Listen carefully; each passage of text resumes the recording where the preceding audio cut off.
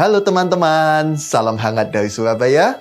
Saya Ilham dari Cevima. Inilah kisah unik, pencapaian, dan inspiratif dari kampus-kampus di seluruh Indonesia yang kami rangkum dalam Flash News Mitra Cevima. Telah hadir bersama kita Bapak Dr. Insinyur Edi Suyono, MT, Rektor Universitas Djana Bada yang saat ini sedang berbahagia merayakan Dies Natalis Universitas Djana Bada ke-63. Angka yang tidak mudah dan pasti penuh inspirasi ini Pak, selama 63 tahun mengabdi di bidang pendidikan. Nah, mungkin sebelum cerita lebih lanjut tentang Dies Natalisnya ini Pak, kita ingin nostalgia sejenak. Kisah tentang awal mula Bapak bergabung di Djana Bada ini Pak, sebagai dosen atau sebagai mahasiswa. Bagaimana waktu itu Pak ceritanya? Terima kasih Mas. Jadi saya bergabung dengan Universitas Djana Bada itu sejak bulan Maret tahun 1989. Jadi sudah cukup lama gitu ya. Saya kira sudah cukup lama gitu saya bergabung 30 tahun lebih ya. 33 tahun barangkali ya. Okay. Nah, waktu itu Pak, ketika di Djana Bada 33 tahun yang lalu, suasana Djana Bada, misalnya bangunannya, kampusnya, itu seperti apa sih Pak?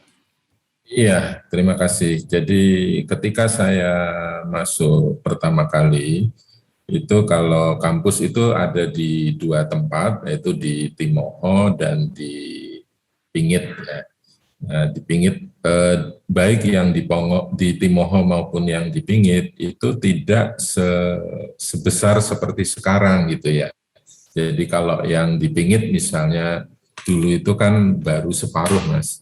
Jadi separuh, nah kemudian dalam tahun berapa saya lupa ya, mungkin sekitar tahun 1990 berapa begitu, membeli tanah di timurnya, ya kira-kira sama luasnya dengan yang utara, nah kemudian dibangun seperti yang sekarang ini. Jadi yang di Pingit itu besarnya bangunannya 2 kali lipat gitu. Nah kemudian yang di Timoho juga tadinya itu bangunannya hanya 1 lantai begitu ya. Nah kemudian sekitar hampir tahun 2000 itu juga dibangun seperti yang sekarang. Ya, jadi itu yang di Timoho. Nah kemudian setelah itu berkembang lagi kampus di Kulon Progo. Ya. Kulon Progo kita juga ada kampus di sana. Nah kemudian di Trini. Nah kalau di Trini ini terkait dengan rencana kampus terpadu sebetulnya gitu ya. Cuma yang baru ada sekarang itu asrama mahasiswa dan laboratorium untuk Fakultas Pertanian. Ya. Jadi kalau sejak saya masuk sampai sekarang ya saya pikir sudah, kalau dari sisi fisik ya sudah berkembang 2 kali lipat lebih ya saya kira.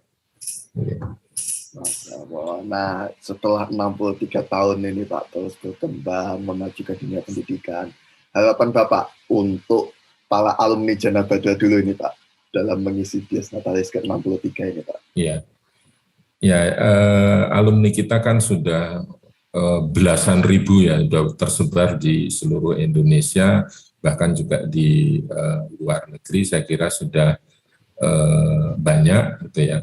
Dan dari sekian lulusan itu juga banyak juga yang sebetulnya sudah berhasil mengabdi di masyarakat ya.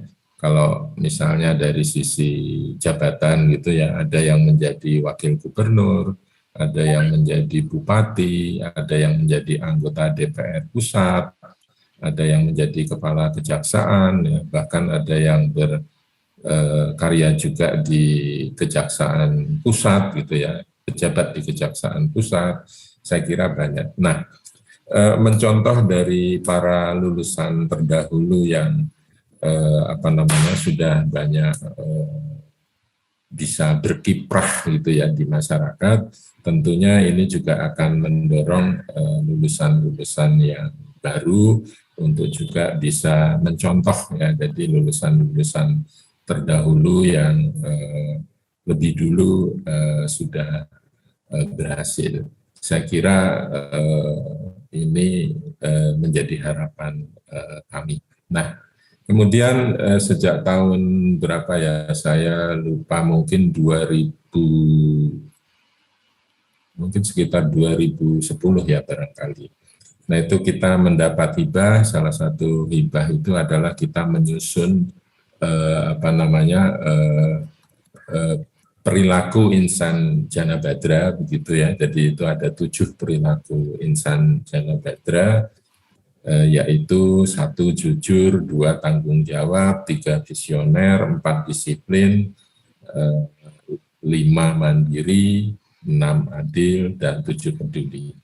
Tentu saja kami berharap bahwa lulusan Jana Badra ini juga bisa melekat gitu ya perilaku insan Jana Badra yang sudah kita canangkan bersama.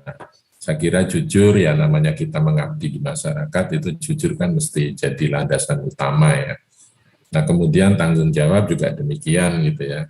Ketika mengabdi di masyarakat itu juga harus penuh tanggung jawab. Apa yang tugas yang dibebankan kepada kita ya harus kita laksanakan dengan penuh tanggung jawab. Nah, kemudian visioner, saya kira mengabdi di masyarakat di era sekarang ini, kita tidak boleh stagnan gitu ya, jadi harus punya visi ke depan, kreatif dan sebagainya, agar kita juga bisa berkembang mengikuti perkembangan teknologi, ya, perkembangan zaman, dan seterusnya. Lalu ada disiplin juga saya kira ini menjadi satu bekal ya. Jadi ketika kita bisa disiplin, maka tentu kita akan bisa bekerja dengan ya artinya dengan integritas gitu ya, tidak melanggar hal-hal yang tidak diinginkan baik secara etika maupun yang lainnya. Mandiri memang ini ciri dari Jana Badra peninggalan para pendiri, itu lulusannya memang diharapkan bisa mandiri gitu ya. Jadi tidak hanya tergantung menjadi pegawai, tapi juga bisa menciptakan usaha-usaha yang mandiri. Saya kira juga adil ya, adil ini juga saya kira memang sifat dasar manusia yang harus kita kita implementasikan.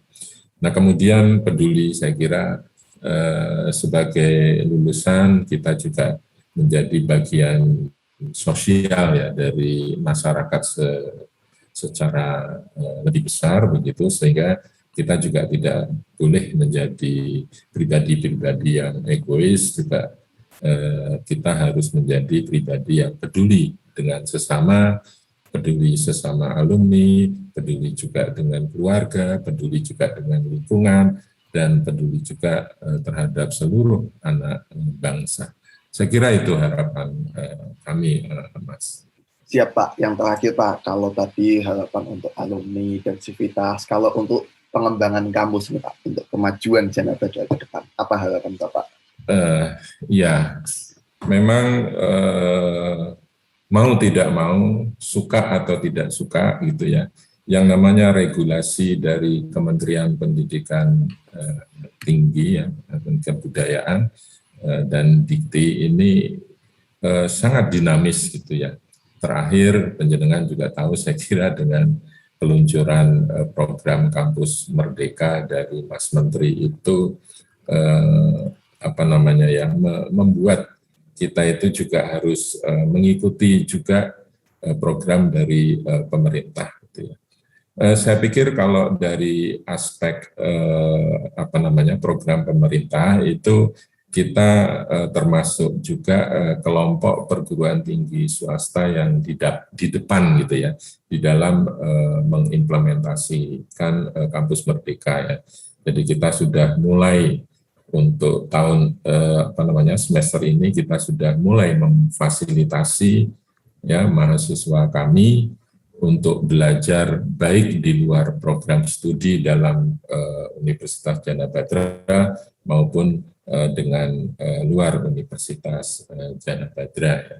Jadi itu kita selalu kita ikuti gitu ya. Nah, kemudian juga terkait dengan perkembangan kampus, memang jujur harus kita akui bahwa meskipun kita itu sudah 63 tahun, tapi mungkin dalam aspek perkembangan barangkali tidak sebesar kampus-kampus yang lain. Nah, ini juga mohon disadari bahwa kenapa bisa demikian. Terus terang saja begini, Mas. Pesan dari para pendiri bahwa Universitas Jana Badra itu memang harus bisa menerima masyarakat yang tidak mampu untuk kuliah di Universitas Jana Badra. Nah, sehingga SPP kami begitu ya, uang kuliah di tempat kami di Universitas Jana Badra itu memang relatif, mungkin boleh dibilang termasuk paling rendah kedua saya kira di daerah istimewa Yogyakarta ya, itu dari aspek keuangan. Tapi kami juga tidak putus asa gitu ya, kami juga sedang mencoba untuk membuka prodi, bukan hanya prodi ya, saya kira fakultas dan prodi yang memang marketable begitu ya, juga diminati oleh masyarakat secara banyak. Mudah-mudahan ya dengan kita nanti membuka fakultas dan prodi yang baru yang memang betul-betul marketable, ini menjadikan minat masyarakat untuk berkuliah di Universitas Jana Badra lebih banyak lagi, sehingga kita bisa lebih berkembang lagi ke depannya. Saya kira itu, Mas. Siap, terima kasih Bapak Dr. Insinyur Edi Suyono MT, Magister Teknik, Rektor Universitas Jana Badra. Selamat Dies Natalis ke-63 Pak untuk Universitas Jana Badra. Terima kasih Mas, terima kasih. Dan terima kasih juga atas salam hormat untuk kami di Sevima, untuk segenap pimpinan Universitas dan ikatan alumni Universitas Jana Badra. Siap, terima kasih Bapak. Terima kasih. Solusi teknologi perguruan tinggi Anda. Sevima, Revolutionize Education.